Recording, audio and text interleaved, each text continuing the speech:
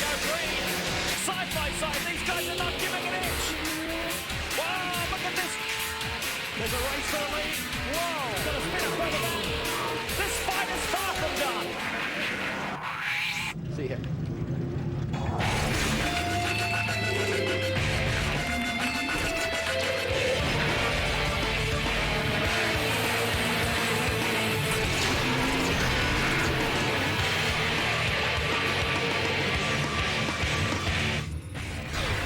Welcome to the 2003 Rolex Sports Car Series Year in Racing. I'm Lee Diffie. In the next hour, we'll revisit 12 rounds of a Daytona round trip that led to the crowning of a champion. Heading into the 2003 season, the management at the Grand American Road Racing Association introduced the Daytona Prototype, a steel tube chassis and fiberglass body that houses a choice of mid-mounted engines, a class designed with economics and close racing in mind. In January pre-season testing, the Brumos Racing Porsche of David Donahue and Mike Borkowski owned the top spot on the time charts. Would it stay that way once the racing began? Well, it was a different team that struck the first blow. Qualifying for the series' premier event, the Rolex 24 at Daytona, saw the pole going to the Multimatic Motorsports teammates of Scott Maxwell, David Brabham and David Empringham. So will the Daytona type be a success, or will it fizzle out like the prototypes of the past? There's only one way to find out. Let the 2003 season begin. Safety car is off. The field is lined up 2 by 2. Every car clean and shiny. Every car a potential winner of this race.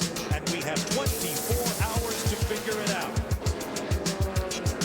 DDA Tays bring the Duran Chevy car into the pit lane, and the key here is that Forrest Barber and Terry Bourchella will be going for the Drivers' Championship. This car didn't turn a wheel until Thursday morning, so the goal is to try and get Forrest Barber and Terry Bourchella into the car early. We've got an emergency here at Daytona International Speedway. Number 22, JMB Ferrari 360, fully engulfed. Had a spin, our race leader has spun. Scott Goodyear goes around in smoke and keeps it going. So has lost only one position. Doesn't appear to be any damage on the car. Oh no! And look at this race leader, the 59 Brumos Porsche. Hurley Haywood is behind the wheel. We hear that this car was involved just moments ago in a slight accident. So it's David Donahue and the 58 Brumos that leads the way. And there's now 2 GT cars. The Kevin Buckler 66 Racers Group Porsche and the 83 Renworks 911 is ahead of Hurley Haywood's Brumos Porsche. Whoa! That was one of the, that's one of the SRP2 cars. And there's your leader. 7 car, the Racers Group car just... There's your leader right there. He drove around. He made it. And we've got a word from the ground that the race leader has pulled to the side of the track over on the back. Wow. Check this out. He is parked. And that has been confirmed because the 66 Racers Group Porsche has moved through into the lead position right now. This is devastating for Brumos. As we go back under green, the field file into turn 1. And that Ford Multimatic has been turned around. Oh no! Just when they got on the lead lap and were chasing for the outright lead, it has been turned around. This race has been all about the Racers Group Porsche. The 66 car takes the checkered flag first from the GT category to win the overall here at Daytona. I can't believe it. We knew we had a little tiny chance, but we did what the guys did, what they always do best. We came here, we put our heads down, we went to work. And as the race stretched on a little bit, we just stayed consistent and didn't make any mistakes. The little Porsche was perfect. GT teams took all 3 spots on the overall podium, while Maxwell, Brabham and Empringham in the Multimatic Ford take top honours in the Daytona Prototype's first race. SRP2 would see its season high of 5 entries at the Rolex. With the category being phased out in 03, the average car count this year would be less than 2 per event. With that being said, Steve Marshall would wrap up the SRP2 Class Championship with 201 points. We'll be back. With the 24-hour Enduro out of the way, the Rolex Series will go into sprint mode.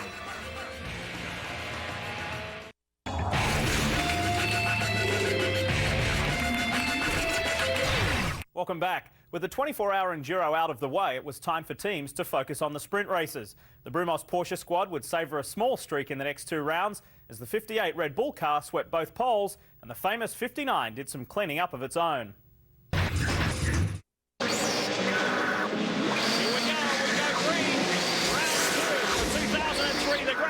Rolex Sports Car Series is underway, and look at Tommy Riggins. We ride with him now.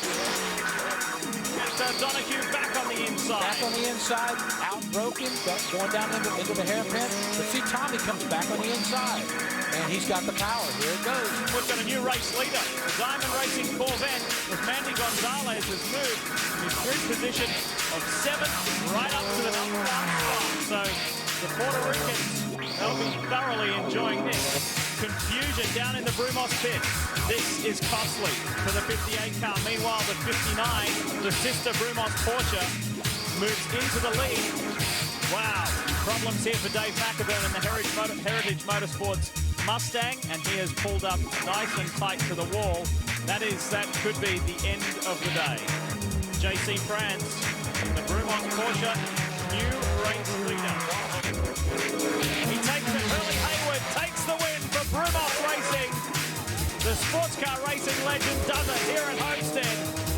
The first ever win outright for a Daytona Prototype. They've got one on the board, and the famous 59 is back.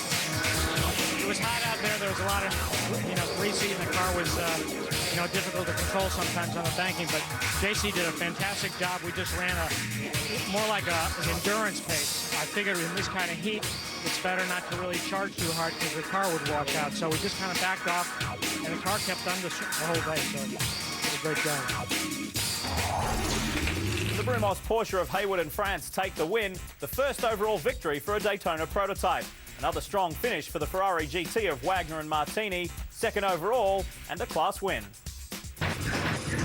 Here we go, round 3 for the Rolex Sports Car Series, and look at the Chevy-powered Doran. It swoops into the lead straight away, and this is the best start we've seen from this new category. All 4 Daytona Prototypes running nose to tail. Oh, look at this, our race leader has gone. David Donahue has spun, the door has opened up by the looks of it. The car is filling with dirt and dust. And now he finally gets going again. Got to tell you, David Donahue right now is sick inside. He is sick. He can't believe that happened. Side by side, look at this, here we go. If Terry can stay there, he'll get it. He'll pull it off. And he has. Nice work from Terry Borchella. And Hurley Haywood wants part of this as well. The teammates are there. Oh, look at this. He's replayed him. Another tap from that, and Hurley Haywood will take the lead. Oh, look at this. No headlights on the lead car. And guess what that's going to call? Stop it. Black flag. Yeah. Black flag. They'll be called in to fix that. Mike Borkowski, who's moved ahead of Darren Law, our race leader, so that's positive for Mike Borkowski. He surges forward. Oh, look at this. 33 is spun. That could lose the lead. He has lost the lead in GT. Can you believe that? Mike Fitzgerald and Craig Stanton were there to pick up the pieces, and the Bell Motorsports car has ducked into the lead in GT. The famous 59 has done it again. JC France will experience that winning feeling, and it's a Brumos 1-2. Down the back straight. Is he going to stay second overall in the race? The Ferrari has the inside line. Great stuff. He's done it when it counts. Will the BMW come back in a straight line though to the line? Brett Martini will do it. What a comeback. Back-to-back wins for the Brumos 59 and another second by the Ferrari of Washington squad. All 4 Daytona Prototypes entered, finished in the top 10. Checking the points after the first 3 rounds, and teammates Haywood and France lead the way. Darren Law in the Piccio has 3rd, and the Red Bull Brumos teammates of Donahue and Borkowski share 4th. Borchella and Barber in 6th. In GTS, Joao Barbosa leads Heritage Motorsports teammates Tommy Riggins and Dave McAvoy by 17. And in GT, Court Wagner and Brett Martini savour the points lead with 2 class victories. Craig Stanton 3rd, while Marcus Motorsports teammates Brian Cunningham and Hugh Plum share 4th. After the break, Barber Motorsports Park rings when Bell Motorsports begins to gel. We are getting set to go. Round 4 of the Rolex Sports Car Series. They're waiting patiently for green. We see green, and look at the Doran jump. The Chevy has just rocketed off the line down into turn 1. Donahue will tuck into 2nd. The Piccio of Darren Law into 3rd. Hurley Haywood. Now here comes Court Wagner on the outside. The Piccio gets unsettled. Oh, Hurley Haywood's gone. Excuse me, guys. Okay. Hurley Haywood has spun. Okay, now the issue is don't get stuck, Hurley. Don't get stuck. Now they come up into traffic, and they will put a lap on Hurley Haywood. Or are we under yellow here? They're slowing dramatically. Yeah. No, we must be under yellow because they pulled not. We're not, though. Donohue's gone through. They have withdrawn it again, and now they've put it back out. I'm not quite sure what was happening with the yellows out there. I'm going to have a little chat with Mark Ralphoff and see if he can explain it to me. And David Donohue and Terry Borchella went past Hurley Haywood to put him a lap down. That has since been reversed. Turn 5, here we go. Borkowski on the inside. This time he makes it stick. There you have it. Pass for the lead. The 58 is back. The wheel fell off. Oh, no. The wheel fell off the 58 car. The right front wheel just fell right off the 58 car. They've got a pit. It was in a good spot. They're going to pit right now. He'll drive it in, but that's going to cost precious time. Unbelievable. Oh, sad side here. After they fixed the car, it got going again. This has been one of the standout performers this year overall and in GT. And finally, the Ferrari of Washington 360 has come to a stop. Oh, He's gone! Come on! Spun around. Well, that's it. Get going. Wait a minute. It's not over, man. It's not over. No, get going, Terry. Go get him. Here comes the Chevy-powered door now. JC France blocks him. Borchella goes one way, then the other. This is precious stuff on JC France. Borchella down the inside right. He's got it. He's got it. He's got it. Borchella wins at Barber. Stunning stuff. But I wanted to win really bad. Hurley's been winning way too much, and he's way ahead in the points, so we needed to close it up. And JC gave me a great run. My hat's off to the Brumos guys all weekend. Great team, great cars, and just great racing. It was a lot of fun. With that incredible finish, Terry Borchella and Forrest Barber take their first win of the season. Haywood and France second, maintaining their point lead. GTS Mosler, Joao Barbosa in third. And as you just saw, Barber Motorsports Park became the breakthrough round for Bell Motorsports. The relationship between Barber and Borchella was an important component of their success. Having Forrest Barber as the team owner and my co-driver has been really, really good. Don't get me wrong, there are always times of frustration because I try to excel him beyond capabilities just because it's seat time. And if he doesn't have a certain amount of seat time, he's not going to be able to develop. And so that part of it is frustrating. It's just waiting for him to be able to get that seat time, but there's never been any frustration with Forrest. He's done a great job from day one. I think his boat racing experience, being an offshore boat racer, has really helped him, especially in the prototype. That's pretty intense racing. And there's a lot of different variables all the time because of weather and waves, and there's just different variables there that you're dealing with all the time. And I think in the prototype in particular, I've seen that experience help him. And the Daytona Prototype was actually his decision. I encouraged him to wait another year and get another racing year under his belt to develop racecraft, and for me to really be able to focus in on upping his game in the little car, in the Cup car. And he called me back one day. We had talked about numbers and we talked about car selection and different things, and he called me back one day and he said, "I think I want to do it." And I said, "Okay, good, let's go." And it's been onward and upward ever since. It's been great. After the break, we'll take a look at the trials and tribulations of the Grand Am Cup Grand Sport 1 champions Robert Julian and Jean-Francois Dumoulin.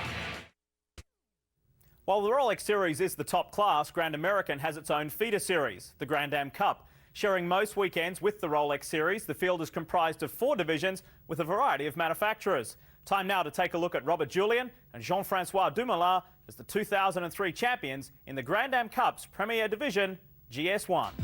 Robert Julian behind the wheel. His teammate Jean-Francois Dumoulin will pick up and have a look at the speed difference here. Here comes the Porsche. The checkered flag is out. And maximum points in round 1, the Daytona 250 Grand Am Cup for 2003 goes to Robert Julian and Jean-Francois Dumoulin. They take maximum points, the GS1 class, an overall victory. Jean-Francois Dumoulin will do it for Doncaster Racing right at the death. Second victory of the year for Jean-Francois Dumoulin and Robert Julian. They split the leader. Look at this, Randy Popes goes to the inside. We now have a new race leader, and Dumoulin goes right around the outside.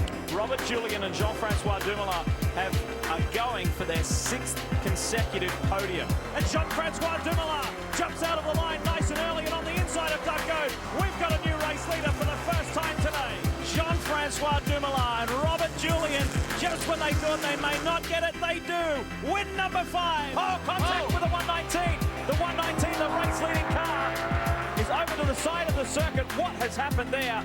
Dumoulin has had 5 wins this year as they go side by side at a very tricky section of this course. Great move from Dumoulin. The French-Canadian drives it all the way to the line. And another dominant performance from Doncaster Racing. The car was amazing. We had to fight real hard. That Corvette was pretty fast there too. That goal did a great job. But my teammate gave me a great car. We had a good strategy. We had the yellow working for us, and everything was here again. We got that championship. The Corvette's tires seemed to go away a little earlier than ours, and we were able to make good with both of those situations. So it's been great. It was a nice way to finish up the season. 2003 was the last year there'll be 4 classes in the Grand Am Cup. So let's take a look at all of the class champions. Now back to the Rolex Series and round 5 at California Speedway, Fontana. The green flies and round 5 is underway. Terry Borchella, his first pole, and naturally, as you would expect, gets the jump, but keep your eyes on that blue Mustang on the inside. Here comes Riggins. Riggins comes on the inside, but boy, what a great start that was for Terry. He got a jump on everybody. Whoa, hang on. Speaking of Terry Borchella, problem with that door. And that's just what he did not need. And now a problem has struck the Bell Motorsports team. And oh, JC Francis spun. So he made it easy for Boris said. Turned around the Brumos Porsche, and Boris said thank you. So this is very costly. France could go down 2 positions. He's giving Boris the outside. See you later, Boris. Look at that Mustang. This is the first time a GTS car has taken the lead from a Daytona Prototype under green. Race leader is in. Chris Neville, tell us more. But one thing I do see on pit lane is they've got a couple belts laying on pit lane. They've also got an open can of power steering fluid, so it looks like they might have a couple problems under the hood. Boris did shut down the car, so it looks like they are going to take off the front hood, and it looks like they're probably going to change those belts. This is exactly what the Red Bull car is looking for at this point in time. Oh, we're almost there. There's only 5 laps to go, and there has been a lead change in the GT class. Yes, Ferrari has struck back. Brett Martini behind the wheel. He leads the way in the GT class ahead of the Rosser Post 911 Porsche. The Monkey, which was more like a gorilla, is finally off their back. Well done to the Team 58, the Red Bull Porsche. Mike Borkowski does it at Fontana. We've been quickest almost all the time, and we've just had the worst luck. I mean, we've only had a few things go wrong, but it's been great. David's been doing an awesome job all year. It's really fun working with him, so hopefully we could get a streak going and catch back up to our teammates. So a Brumos 1-2. Finally, Donahue and Borkowski snatch a win, while Haywood and France finish second. Tommy Riggins and Dave McAvern third overall, and their second-class win in GTS. Checking the points after round 5, Brumos parked at the top. Haywood and France still hold the DP lead, with Donahue and Borkowski in third. Law falls to 5th, while Bell Motorsports, Borchella and Barber share 6th. In GTS, Barbosa still leads Riggins and McAvern by 16 points, while in GT, Ferrari of Washington are the top dogs, but Cunningham and Plum are closing the gap.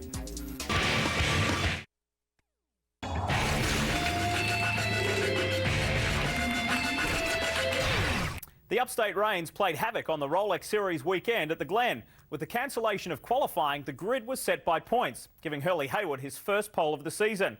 On Sunday, all would be lost. The front row Brumos Porsches found the back of the field before the green even flew due to pre-race infractions, leaving a lot to be made up on the slick Watkins Glen track.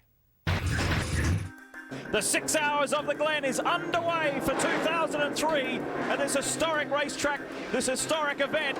Let's get it rolling, and it's Darren Law side by side with Terry Borchella. There's a long way to go, guys, so take it easy into turn 1. It's wet and tricky conditions here. Oh, we have a fire just broke out at the back as we got here. Quick, just a flash fire from the refueling. Credit to those fire marshals who were right on the spot. As soon as those flames were apparent, they pounced on it. He has lost the race lead. David Donahue is the main man now up front. We have had a change of lead. Yes, Borchella is back. Borkowski runs second. There is the top 2. Oh no, our GTS class leader is in problems. As we say down south, blow the motor. Those guys had almost a 20-lap lead. Yeah. Oh, that's the 59 car. That's the 59 car. Chris Dyson, a massive accident. That is a huge one. As it turns out, it was an engine that had a colossal failure in front of me, and there were no oil flags. So I arrived at the corner going regular speed, and next thing I know, I'm out of road. Well, this is going to be a time stop here. These guys are just going to put as much fuel in as they need to get to the end of the race. When that yellow flag came out, these guys just were cheering. That's why they did not bring Scott in earlier. They wanted to push as far as they could to hopefully get that caution. We're going to have a good little sprint race here. Renworks Porsche just got past the Ferrari. There it is right there. Johannes van Overbeek has got the ground over Brent Martini and has gapped him already. Now he has the run, he's got him. No, Didier Taze comes back. This is good tight racing. Door to door, they hit each other. They just hit. Whoa, he's through. We've got a new race leader. Scott Goodyear has got there. One more corner to go, and Brumos will bring up their first overall victory in the 6 hours of the Glen. It may not be the famous 59, but it's now the famous 58. They do it. Borkowski, Donahue, and Scott Goodyear win the 6 hours of the Glen. It was a battle. We just kept running as hard as we can, and they said, hey, you just set the fastest lap, keep going, but I was wearing out of tires, and I know those guys came in, got tires, got fuel, but we were just trying it, and I knew if we didn't get them in traffic or on the restart or something like that, we probably wouldn't have a shot. With that forceful finish, the 58 makes it 2 in a row. Borchella and Taze take second. Points after round 6 sees the Brumos squad still holding a tight lead at the top of the standings. Terry Borchella now in 5th, while Forrest Barber is passed by Darren Law. Riggins and McAvern able to shave a couple of points off Barbosa's GTS lead, while Wagner and Martini are able to add a couple to the lead over Cunningham and Plum, who are 3rd in GT.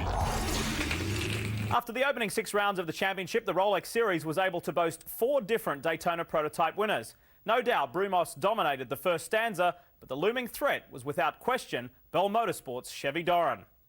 Now, although they are professional drivers, they do have their moments. As we go to break, take a look at some of the moments most would like to forget in their 2003 season.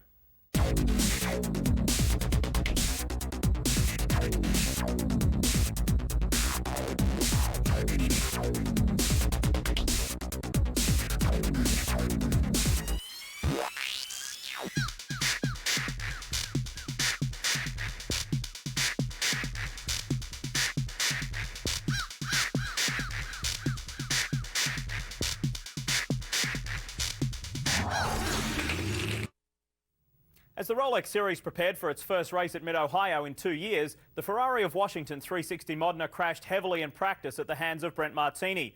The team scrambled to be ready to race, and although they did meet the deadline, lingering problems sidelined the Scarlet Machine. Round 7 next, as Bell Motorsports' Terry Borchella takes us to the flag.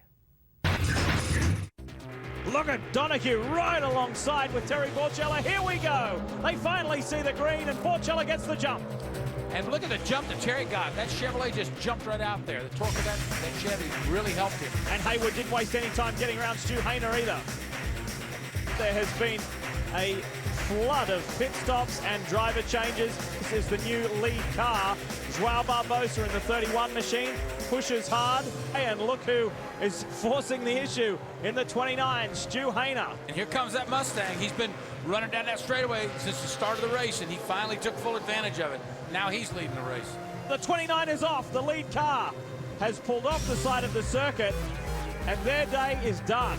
Eric Curran climbs from the car after such a dynamic start. We're 78 laps into this race, and that hands the lead to Terry Borchella. Went out there and noticed a slight miss, and the car was still good. The car handled great. Car was working phenomenal. The miss got a little bit worse, and the car started getting a little bit slower, and the guys told me to keep it out there, and hopefully it's not going to hurt it. And sure enough, it progressively got worse, and bad enough that something let go in the motor. Terry Borchella doing it in style. At one stage, he and teammate Forrest Barber were 1 lap down. They were not on the lead lap. Cautions helped the situation. They fought back, and they are now in the dominant position through the carousel for the final time. And Terry Borchella has mastered Mid-Ohio yet again. We had a heck of a race, and as you can see around me, this is the group. This is the support group, the team. They did a great job with the stops, and Jim did a great job with the setup and the preparation of the car. The guys have been thrashing since the 6 hour, which was just last weekend, and just did a phenomenal job. The car was flawless all the way through, and praise the name of the Lord. What are you going to say? The Bell Motorsports 54 takes its second win of the season, Donohue and Borkowski second, and the GTS of Riggins and McAvern with another solid finish in third. Round 8 saw the 48 GTS Heritage Mustang of Tommy Riggins and Dave McAvern set the quickest time, but the DPs would have the last say. It's the Daytona Prototype's second attempt to gain a victory at the track of their namesake. Here we go, the Paul Revere 250 is underway and the Mustang stretches its legs. We're riding with the race leader, David Donohue. Darren Law is pushing this BMW-powered Piccio as hard as he can early on. Well, right now, David's saying, okay, we've caught the Mustang. We need to work together to get up there. We need to draft each other to get a good run. The Mustang's pulled down on the inside. I'm a little surprised Tommy's pulled down. I think Tommy's got a problem. Something's happened to Tommy. Problem. I just checked in with the 48 guys. It looks like Tommy Riggins might have a fuel pump problem. Whoa! Huge crash here between the Mosler and Hurley Haywood. This is third and fourth on track. Third and fourth have come together. This is a crushing blow for Hurley and the points. Threw the car down on the inside, stood on the throttle hard, and yanked it off the corner. Fourth different race leader tonight, and Terry Borshaw could be that first guy along with Forrest Barber that says, hey, we're the first Daytona Prototype team to notch up 3 victories in season 2003. Here we go. This has been the talking point for the majority of this race. We heard from the boss, Bob Snodgrass, and he said, oh, it's just one of those strategy things. Well, without being harsh, I mean, they've blown it. They blew it tonight. Lee, I've talked to Bob Snodgrass too after we caught him with the microphone. Yeah. He used a couple of terms that describe what actually really happened. Yes. Well, close in. It's very obvious what's happened. 3 to go. So Borkowski will receive some championship points, but I think if you went near David Donohue now, the quietly spoken man from Pennsylvania might melt that microphone. Borchella takes the Paul Revere 250 with Forrest Barber, and those guys are getting used to that winning feeling. We had him covered. We had a really good strategy. Forrest qualified the car, which I think took everybody by surprise, but he did a phenomenal job. I mean, put it 6 on the grid and drove a heck of a first stint. And Bell Motorsports, you know, down the stretch here with all these races right in a row have just really done a great job with the preparation. So back-to-back wins for Barber and Borchella, while Riggins and McAvern take second in their Mustang. The 59 Brumos Porsche of France and Haywood had a tough night to finish 20th. In DP points, just 4 separate the top 5. Donohue and Borkowski displace Haywood and France by 2 points. Borchella's recent success drives him closer to the points lead. Riggins and McAvern finally knock Barbosa off the top spot in GTS, while in GT, Cunningham and Plum closed the gap by 3 points to leaders Wagner and Martini.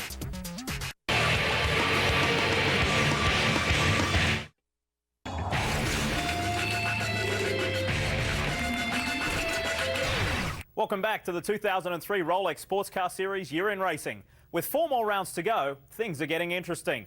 Tommy Riggins makes it 2 in a row for pole following up Daytona.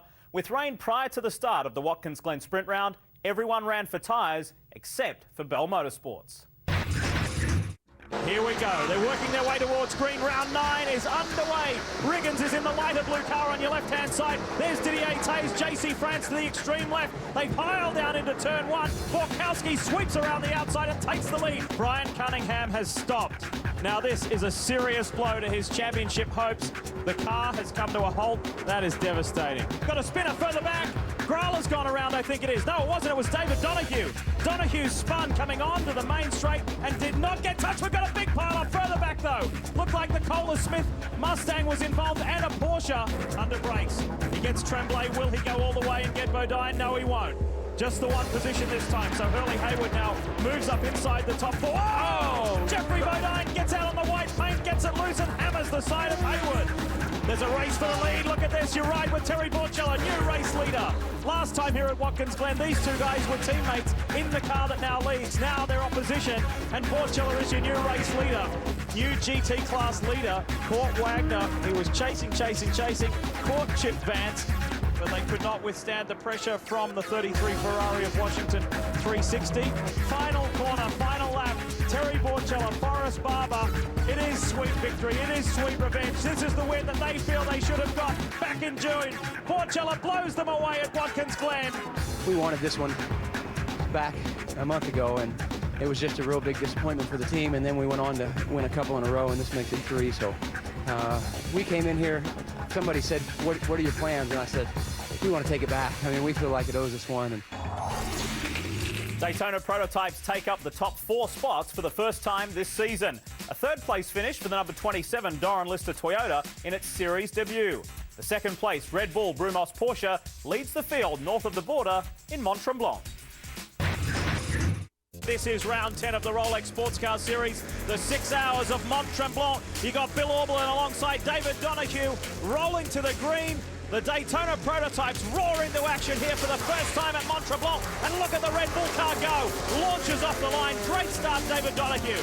You're looking at the Mustang for TF Racing. This is Nick Longy's car. Wow. And he wasn't ready for that one. Back into the lead of this race, and there's nothing too shabby about that Chevy power plant. The deck's coming off. That is not a good sign. we broke second gear, looks like. It's disappointing, but, you know, in a lot of ways, but we're here, we're racing. It's a bummer for this race because I think we had them. Yeah, Jamie Francis just brought it onto pit lane. As you mentioned, his car went off onto the grass. You can see a whole bunch of grass on the pit lane here. He's been doing more mowing of the grass than Jack does at his place. Unfortunately, the Georgian Bay Motorsports Corvette is back in pit lane. While their misfortune continues, the fortune for the 48 car has turned all around and they now lead GTS. We're in our final hour and we see the Heritage Mustang back in the pits, Guy. Yeah, and it's going to stay here for the rest of the day. No gears. Transmission is done, and they are done for the day. Well, did they get lucky? They got lucky because they got back in the lead and then got back in the lead, and then it retired. They have not finished 1-2 since California Speedway Fontana way back this year. And here we have it. The 6 hours at Mont Tremblant goes to David Donahue. Mike Borkowski and Sasha Masson, there they are. Thrilling victory for those guys and thoroughly deserved. We're really worried about the Doran, and you know, we hate to see someone have gearbox troubles, but that pretty much put us in the spot to win. Brumos Porsche strikes back with its second 1-2 finish of the year. Another strong finish for the Ferrari of Washington boys, third overall with their 6th class victory of the season. Terry Bourchella makes up another spot in the standings, knocking Hayward and France into 4th by a single point. Tommy Riggins and Dave McIvern make more distance over third place Barbosa in GTS, and Wagner and Martini increase their lead in GT by 15 over the Marcus Motorsport boys, Cunningham and Plum. And it's a nice team effort. There's the boss, the owner, getting out of the car. Riggins, who's the hot shoe. Tommy's been involved in so many great battles this year, and the Heritage Mustang really has been one of our focal points. It's great. They put together a good team, and things went well for us this year, and it just feels really good. You know, wins come and go sometimes, but championships stay with you for your life. I have to agree with Tommy. You know, you can win a race and then 2 days later you forget about it, but a championship, it's always going to be there, and it feels really good. Simply by starting the final race of the season, Tommy Riggins and Dave McIvern secured the 2003 GTS Class Championship. But let's not get too far ahead of ourselves here. We still have 2 rounds left. And heading into the penultimate round, luck seemed to favour Bell Motorsports as Terry Bourchella would start from pole for the 3rd time this season when fastest qualifier Didier Tays of Doran Racing was disqualified for a rear wing height infraction. Meanwhile, Mike Borkowski came down with a case of food poisoning, placing more of the burden on the shoulders of co-points leader David Donahue. You've got a Doran on the front row and Andy Pilgrim. The pole man, does he get the jump on Mike Borkowski? Yes, he does on the inside. Here we go. Round 11 is underway. The 58 did come to pit lane. We initially thought that was because Mike Borkowski wasn't feeling well because David Donahue jumped in. But it looks like something is wrong with the front end of the car. Oh, look at this. Boy, that was a gutsy move that Terry Bourchella put on Darren Law. I don't think Darren wanted him to go by there, and Terry just forced the issue. Whoa, round goes to 70. Oh, and contacts, that's the Schumacher Porsche. Oh, and the 58 is out. Absolutely devastating for David Donahue. And Terry Bourchella has given the easy passage through. A lot of cars spinning, but the last one that really got me was the Multimatic kept coming across the track and the gap goes up. I couldn't get around. So ended our day kind of like the way we started the season. Here we go. Terry Bourchella out in front. Hurley Hayward in pursuit. This is the run to the checkered flag. Hurley seeing Terry drive away, and you know, it's got to be frustrating for Hurley Hayward because he's led so many laps that he wants to win this race, but you know, he's waiting for that field to come back. Terry Borchella opened his account at Barber Motorsports Park, had 3 wins in a row, missed it at Mont Tremblant, but is back on top, and he is back on top of the championship. Borchella blows them away here at VIR. Just had a fun race. It was good there at the end. We got some yellows real late, too late for my comfort, and that bunched us back up again. But David's a great racer, and Mike and the Brumos team have done a great job all year, so I felt really bad for him. But it was good for us because it put us in the points lead, I believe, now, so that's great. They knew they needed to win races to win the championship, and win they did. All prototypes finished in the top 10 except the 58 of Borkowski and Donahue, which took 17th. Terry Borchella tops the points for the first time, leading Donahue and Borkowski by just 3. The top 5 is blanketed by only 4 points. Riggins and McAvern have that GTS championship firmly in their sights. The battle is still alive, though, in GT, with Wagner and Martini leading Plum and Cunningham by 18 points. But Court Wagner and Brent Martini knew they were GT champions when the title contenders Cunningham and Plum suffered engine difficulties early at Daytona Champions weekend. With that in their pocket, the 33 crew began to focus on beating Porsche to try and clinch Ferrari's first manufacturer's title in American road racing. The Wagner Martini Ferrari is the top GT car, and if they finish there, not only will those guys clinch the driver's title, but they will clinch Ferrari's first GT title in American road racing. There is something magical about Ferrari. You know, it's that inclination. Old kids love Ferraris. I'm a 44-year-old kid. The opportunity to be in a Ferrari was one I couldn't pass up. Brent Martini and Court Wagner, GT class champions. It's really a dream come true. I don't think we're going to be running this car next year. We're going to be another GT car possibly. So it's really amazing to put the car away and just say, wow, what an incredible finish. And, you know, I got to thank Ferrari for building such an incredible product, you know. One more round to go and things begin to heat up. The crowning of the first Daytona Prototype champion. Welcome back to the Year in Racing for the Rolex Sports Car Series. The final race of the year was described as the 5-4-3-2-1 weekend. 5 drivers separated by 4 points, representing 3 teams and 2 manufacturers, all vying for the one championship. And the Grand American Road Racing Association could not have planned a more exciting end to its maiden season for the new Daytona prototypes. The tension was high, the stakes were high, and the question that needed to be answered was who could handle it the best. We roll towards the green for the final time in 2003. On the inside line, the red Doran Lister, Toyota powered. Doran is Bill Aublin, and he gets a nice jump. On the inside, Forrest Barber as the GTS car blow on by down into turn 1. And here is the 48 win. This was expected. And it's simply a strategy so that both drivers finish the season on the same amount of points. Riggins needs to get in this car and complete time under green flag racing. And it's a nice team effort. There's been contact between Borchella and Donahue. Donahue goes around. Wow, the top 2 in the championship collide. Taking the banking here at Daytona one-handed whilst trying to shut your door. That takes some skill. Justin made a pretty easy move around the outside of David Donahue, and the Derhart Corvette leads the way. And our third full course caution. We'll see how this one plays out. Now, these pit stops are absolutely critical. Remember, the guy who gets out first is in the lead.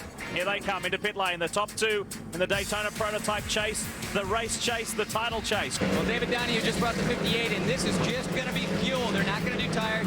Terry Borchella brought it to a stop on pit lane. They got fuel. They are changing tires, all 4. David Donahue will beat Terry out of pit. Jack, talk us through this. The 58 didn't take tyres, the 54 did. Yes, and I think the right call is to take tires. Plus, they've got a long way to go here, and fresh tires are worth time. We've seen a variety of battles between these 2 guys, and it's appropriate at the last race of the year. They're going head-to-head, but Borchella blows on by. And there you go, grip in the bus stop. We have a new race leader. Joao Barbosa in the Heritage Mustang leads the way. Terry Borchella relegated to second. Whoa, look at this, just as he gets into the lead. The front right has gone. 2 laps to go. Look at this now. This is the second place car. And Donahue, great driving. He slams it back up the inside. These 2 come together again. This fight is far from done. And look at this. They will drive each other into the ground. Look at these guys beating it out. Didier Taze and David Donahue. How many more times can they belt each other? But once again, Didier got the best of that deal. He stayed down on the inside, got it to the corner first. He is the first Daytona Prototype champion. Terry Borchella for Bell Motorsports. The Chevy-powered Doran has done it. His 6th victory of the year. Borchella blows them away and is champion. It was a lot of fun. I tell you, I have a lot of thanks to a lot of people. And first of all, I want to thank the Lord Jesus Christ for keeping me alive, and my family for putting up with all they do with the travel. And I love you, Taylor and Trenton, and my wife Tracy, and our sponsors, K&N Performance Filters, Chevrolet, my co-driver and team owner, Forrest Barber, and Bell Motorsports. It's just been awesome all year. This car was great. Kevin Doran gave us a great car. You've been champion in many series over the years. I think this is the 7th year in a row that you're a champion, but you're the first ever Daytona Prototype champion. How's that feeling? What do you think of the program? It's special, I tell you. I mean, you know, just hats off to Forrest. He took a big gamble in doing this program, and I'm just ecstatic to be the inaugural champion. The only regret I have is that Forrest can't be up there with me, because the only reason he's not is because of something that happened within his family in the middle of the year. Had to go back. You know, he's a family man, focused on that first, and I respect him for that, and it's the only reason he's not here with me. The race win sealed the deal for Terry Borchella, and it was a Doran 1-2 with Taze and Orblin bringing the 27 home in second. Jim Durhag's Corvette finished the year on a high, with Bell and Greg grabbing the GTS win, and the newly crowned GT champions finished in their familiar first in class. Borchella creates history, becoming the first ever Daytona Prototype champion. The winning margin, a slender 8 points. And Steve Marshall won the last ever SRP2 title. Tommy Riggins and Dave McIvern thoroughly deserved their GTS crown, and hopefully will be moving up to the DP class next year. And California's Court Wagner became back-to-back GT champion with new co-driver Brent Martini. We had to win and have a car, or at least have a car between Terry and I, us finishing ahead of him rather. And you know, he got into me down and wanted a restart once and then twice to spin me around.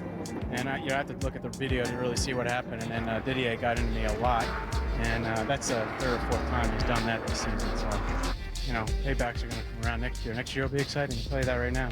Everybody has two sides of the story, so I'm going to reserve my opinion until I see it on TV. But I want to have a word with David right now, for sure. It was an up-and-down season. I think we were really the team, and the 58 car, Dave and I were the car to beat the first half of the year. And we didn't have many problems at all, but what the few that we had were just at the worst time. I mean, 4 times while leading, so we weren't able to capitalize and build up that points lead we wanted to. We climbed back to the points lead with 2 races to go, and we knew we were going to have our hands tied here. And it was a tough season. It's unfortunate, and we're all disappointed because we feel like we probably should have locked up the championship 2 races ago. We'll be back with the same program next year, and it's been really gratifying, a great year for me, more than I ever would have hoped we could have done. So to be part of the inaugural championship team is an honor that probably can't be replaced. Thanks to our team. They had a fabulous pit stop whenever we changed drivers, and it all went perfectly today. A good day. There's a simple way to describe the 04 Rolex season. More cars, more teams, and more manufacturers. In addition to the existing 4 chassis makers, Riley and Scott, Crawford and Chase Engineering will join the game. And the 4-class format will change to 3, Daytona Prototypes, GT and Super Grand Sport, known as SGS. The SGS class is essentially the Grand Sport 1 category from this year's Grand Am Cup. The 04 schedule again sees a 12-race format, but with some differences to the 03 season. There's an extra race at Miami's Homestead Speedway, and that means there'll be 2 races at that track, as well as Daytona and Watkins Glen. The season finale will now be run at California Speedway Fontana. The 2003 Rolex sports car season started out with 6 Daytona prototypes and ended with 10. It's a category that's gaining momentum and interest. The growing fields, coupled with streamlined rules for the GT and SGS classes, should see increased competitors in 04 and even tighter racing. While many fans questioned the change in direction by Grand Am and were somewhat bemused with the 03 Rolex 24 at Daytona, it's almost a sure thing they'll see a huge difference in the upcoming 24. I'm Lee Diffie. Thanks for watching the Rolex Sports Car Year in Racing, and see you at Daytona in late January.